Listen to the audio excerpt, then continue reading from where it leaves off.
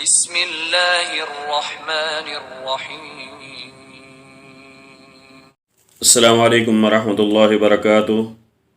عمر فاروق عصری چینل کی طرف سے آج میں اپنے دوستوں کو رسول اللہ صلی اللہ علیہ وسلم کی ایک ایسی حدیث شیئر کروں گا جس میں کبیرہ گناہوں سے بچنے والوں کے لیے آپ صلی اللہ علیہ وسلم نے خوشخبری سنائی ہے کہ قیامت کے دن جنت کے 8 دروازوں میں سے جس دروازے سے چاہے گا وہ داخل ہو جائے گا۔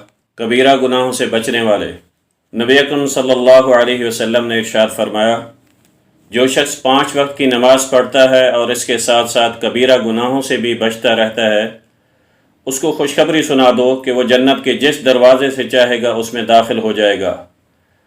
کبیرہ گناہ یہ ہیں: والدین کی نافرمانی کرنا، اللہ تبارک و تعالیٰ کے ساتھ شریک کرنا، کسی کو جان سے مار ڈالنا، پاک دامن عورتوں پر زنا کی تہمت لگانا، یتیموں کا مال کھانا، میدان جنگ سے بھاگ نکلنا، سود کھانا، یہ ہیں وہ 7 قسم کے اعمال جو کبیرہ گناہ ہیں۔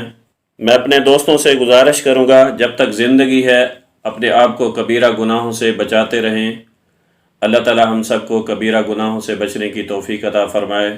السلام علیکم ورحمۃ اللہ وبرکاتہ۔ مزید دینی معلومات کے لیے چینل کو سبسکرائب کریں اور بہترین صدقہ جاریہ کے لیے لائک، کمنٹ، شیئر کیجیے۔